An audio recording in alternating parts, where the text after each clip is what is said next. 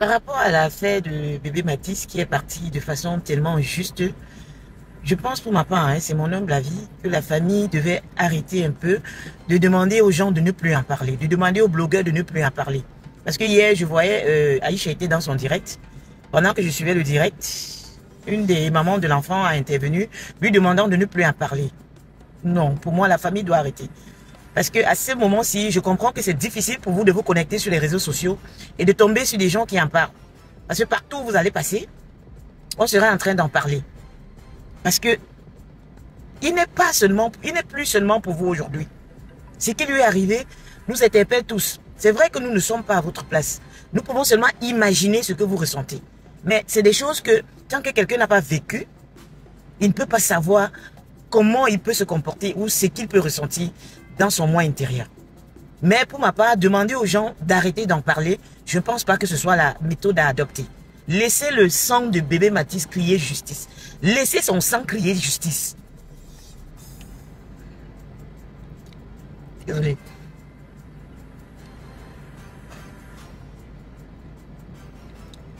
Personne ne peut être à votre place. Personne ne peut comprendre. Ça, c'est sûr.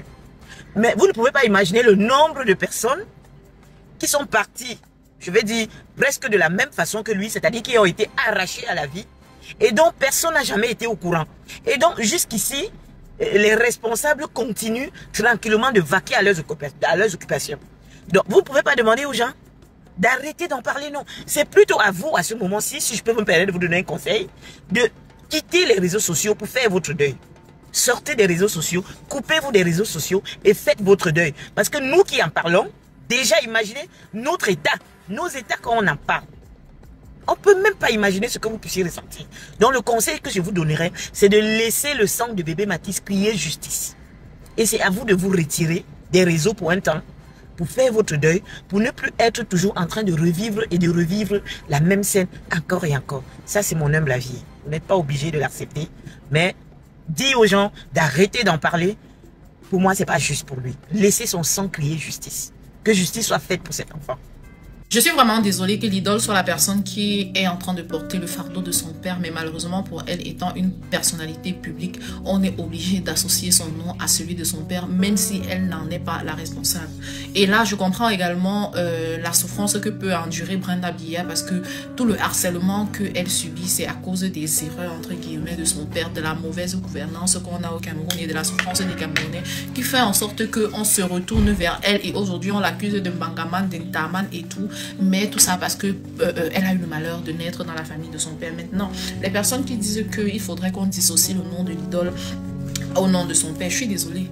C'est plus facile de dire le père de l'idole parce qu'on connaît l'idole, c'est elle qui est un des symboles du Cameroun et pas son père en fait. Jusqu'ici, personne ne connaissait son père à part que quelquefois elle faisait des vidéos avec son père. Donc comment est-ce que vous voulez qu'on parle de son père sans parler d'elle? Et je dis encore, même si ce n'est pas de sa faute, et je dis aussi que je suis désolée pour elle, mais mettez-vous également à la famille de cette jeune fille, de cet enfant de 6 ans qui a été rip par son papa en fait. On dit souvent que c'est quand le fou n'est pas de ta famille que quand il danse nu, ça fait rire. C'est quand le fou n'est pas de ta famille que quand il fait le spectacle dans un carrefour, ça te fait rire. Mettez-vous à la place de la famille de cet enfant qui a été rip. Fabien Guémot a partagé la publication disant comme quoi c'était son neveu. Imaginez que vous êtes à la place de Fabien Guémot qui est le collègue de l'idole. Comment est-ce que vous allez vous placer sur la même table, travailler avec elle, sachant que son père par derrière est la personne qui a ôté la vie à votre neveu qui venait souvent à la maison jouer avec vos enfants? Excusez-moi, je ne pense pas. Donc, je vais encore le dire, je suis désolée pour l'idole, mais malheureusement, c'est comme ça. Et c'est l'égoïsme de son père qui fait en sorte qu'aujourd'hui, on soit en train de l'associer à du sale. Parce que son père, en étant une personne égoïste, j'ai entendu qu'il y a 2 semaines de cela, il a rip un monsieur toujours lors d'une altercation. Hein? Et on ne sait pas comment il se retrouve d'ailleurs. Comment est-ce qu'une personne qui a rip une personne il y a 2 semaines de cela se retrouve dans une autre altercation qui rip un enfant? Et ce n'est pas tout. Le monsieur a eu l'altercation avec le papa de l'enfant en question. Et pendant l'altercation, il a promis au monsieur qu'il allait rip ses 3 enfants. Donc quand il arrive à la maison avec son couteau empoisonné et qu'il s'en prend au petit garçon, les autres enfants ont le réflexe d'aller se cacher dans les chambres. Et même quand les enfants sont allés se cacher dans la chambre et qu'ils ont bloqué la porte, le monsieur, voyant giser l'autre enfant, ne s'est pas arrêté en fait. Il a voulu défoncer les portes pour aller retrouver ses enfants là-dedans pour en finir avec eux quand même. Dieu merci. Les enfants ont crié, les voisins sont sortis, on est venu trouver. C'est vrai que les voisins ont le monsieur, mais gars, Là, est-ce que vous vous rappelez que l'idole a souvent parlé de problèmes psychologiques qu'elle a eu et tout et tout. Est-ce que ce ne serait pas une répercussion du comportement de son père peut-être avec eux quand ils étaient enfants ou avec leur mère quand ils étaient enfants, genre la fille d'autrui a grandi dans son traumatisme pareil, parce que là, même si elle avait pu se soigner, sachant ce que son père est en train de fabriquer récemment, en train de prendre les vies des gens comme ça, vous pensez qu'elle va vivre? Eh Seigneur, eh Jésus, aïe aïe aïe, il y a des gens. Mais là, c'est à quel moment qu'il se retrouve même dehors, et pourtant il y a 2 semaines de cela, il arrive un monsieur en fait. C'est à quel moment qu'il se retrouve dehors? Quelles sont les relations qui ont fait en somme? Moi, il faut qu'on l'enferme et qu'on enferme toutes les personnes qui l'ont couvert. Et lui là même, il faut qu'on le mette en cage, parce que sinon, quelqu'un qui est capable de rip, genre il rip quelqu'un il y a 2 semaines, c'est à quel moment qu'il a même fait le deuil ou bien qu'il a eu une conscience qui le jugeait jusqu'à il a encore. Combien de personnes il a rip qu'on n'était pas au courant? Genre à chaque fois que tu as une altercation à une personne, toi tu passes seulement les rip quoi. Ah. J'ai suivi ta sortie hier, ma grande. Et j'ai pas aimé du tout. Je me suis senti frustré. J'ai eu l'impression que j'assistais à une pièce de théâtre. Et ça m'a froissé. Ça m'a froissé parce que j'ai regardé. J'ai pas aimé parce que je suis touché par la mort de ce gamin de 6 ans. Et vu que je me sens touché à l'intérieur de moi, j'attendais quelque chose. Et ce que j'ai vu ne m'a pas plu. Parce que te voir pleurer et pleurer et pleurer, j'avais l'impression que tu pleurais pour qu'on te voie pleurer. Pour qu'on voie que ça te touche. Tu avais plus envie de faire ressentir ça aux gens. Ta peine personnelle. Mais pas la compréhension de la peine de la mère. Du petit qui est parti. Il y avait plus l'expression de ta propre douleur. C'est-à-dire quelque chose que tu peux contrôler. J'ai pas trouvé ça amusant. J'ai pas trouvé ça sain. Je me suis dit, si toi tu pleures déjà comme ça, là, la mère du petit là, le petit Mathis, il va pleurer combien? Il va pleurer combien? Tu vois ce que je veux dire? Tu n'étais pas obligé de faire une vidéo. Les gens l'auraient compris. Tu aurais fait un communiqué. Et les gens auraient compris que tu n'es pas en état de parler, de t'exprimer. Donc la première chose, c'est que tu aurais donné l'information. Mais tu ne te serais pas mise en scène. Parce que c'est un peu comme ça que j'ai pu le concevoir. Pourquoi je l'ai pensé que c'était comme une mise en scène?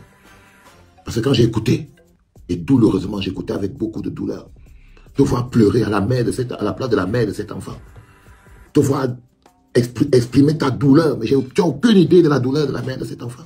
Tu n'as aucune idée de ce qu'elle peut ressentir. À l'échelle des douleurs, tu gardes la tienne. À l'échelle des douleurs, tu gardes la tienne. Je te promets. Ou alors tu la fais sobre. Parce que la peine de la mère est beaucoup plus grande. Et qu'est-ce qu'on a sur les réseaux sociaux? C'est toi qui pleures. Tu n'es pas la victime.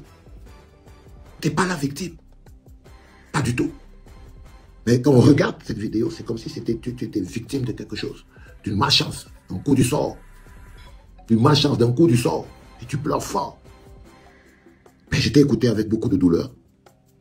Et pas une seule fois, je l'ai entendu dire que mon père a tué ce petit Mathis. Je n'étais pas entendu exorciser, accepter cette réalité et assumer cette réalité, cette évidence. Je n'étais pas entendu le dire. J'étais même entendu dire que la justice fasse son travail de manière équitable. Le petit, il est mort. Le bonhomme a dit qu'il a réussi à en avoir qu'un seul. C'est comme s'il voulait en prendre les 3. Il fait preuve d'une cruauté. Pas possible. Ce n'est pas quelqu'un qui était... Non. C'est avec cruauté. C'est pas un accident. C'est pas un accident. Il est parti chez vous. Il a pris le couteau. Et il est parti chez le petit. Il a bien vu que le petit avait 6 ans. Il avait 6 ans. Il a vu avec ses yeux. C'est ça qui est la réalité. C'est-à-dire que quand tu décides de venir, tu as le courage de venir te mettre devant l'écran pour dire ça. C'est que c'est un courage qui a des risques. Le risque d'assumer, le devoir d'assumer publiquement. Et de le dire. Si tu veux vraiment partager la douleur, mais tu as vu que même pouvoir le dire avec ta bouche était impossible. Impossible. Ce n'était pas un accident. Et tu te rends compte que les faits disent que ton père, il est à sa 2e récidive. J'aurais été bien si je t'avais entendu dire mon père a tué le petit Mathis. C'est ça qui est la vérité. Cette phrase simple que je viens de te dire, ma fille. Je sais que vous, au Cameroun, vous avez un rapport avec la vie et avec l'émotion qui est un peu compliqué. Moi, j'ai regardé ce truc, ça ne m'a pas plu du tout. Je crois que je suis plus énervé après ça que avant que tu ne fasses ton communiqué. Parce que je vois aussi le côté du Camerounais. Orgueilleux. Vous êtes même orgueilleux dans vos pleurs. Imbu de vos personnes. Voulant mettre en avant vos propres souffrances. Parce que là, c'était une mise en avant de toi. Je t'ai entendu même parler de tes concerts. Tu dis que les concerts sont renvoyés. Sont renvoyés. Non, tu devrais les annuler. Tu devrais les annuler. Parce que c'est le lien du sang. C'est le lien du sang. Ils ne peuvent pas être renvoyés. Mais tu vois, même là, tu n'arrives pas à te détacher. Tu n'arrives pas à te détacher. Pourtant, tu as besoin de t'aider. Quand tu dis renvoyer, c'est que ta main est encore accrochée sur ça. Malgré l'horribilité de la scène, le côté macabre de la scène. Je ne dis pas non, c'est annulé. Je dis que non, c'est renvoyé. Tu vois, c'est comme j'ai toujours eu l'impression, parfois quand je te regarde, c'est toujours l'impression que tu joues un rôle, que c'est toujours un masque, c'est toujours figé, et que derrière, il y a quelque chose de plus dur à accepter. De plus dur à accepter, en termes de réalité. Et finir de parler, et parler, et parler, et parler. Ta douleur, des parents qui souffrent, des machins, trucs. On appelle ça les voleurs de souffrance. Les parents souffrent, tu ne fais pas une information que tu donnes à quelqu'un. Non. Mais ce qui serait important, et que ces parents auraient aimé t'entendre dire avec leur bouche, avec ta bouche, c'est que ton père est un meurtrier. Ça les aurait plus secourus que de t'entendre dire que tu vas aller les voir. Pour leur dire quoi? Pour leur dire quoi? Quand tu vas aller voir les parents là, c'est pour leur dire quoi, ma fille? Que tu es désolé. Tu t'imagines 6 ans? Non, tu attends chez toi. Vous avez un rapport à la vie qui est extrêmement compliqué, les enfants. On va encore porter tout notre soutien au petit Mathis et à sa famille, surtout à sa famille qui doit vivre ça. On ne peut que réclamer justice. On ne peut pas ramener le petit Mathis à la vie, mais on ne peut que réclamer justice. N'oubliez pas de vous abonner. Abonnez-vous massivement. Opération 1 million de followers.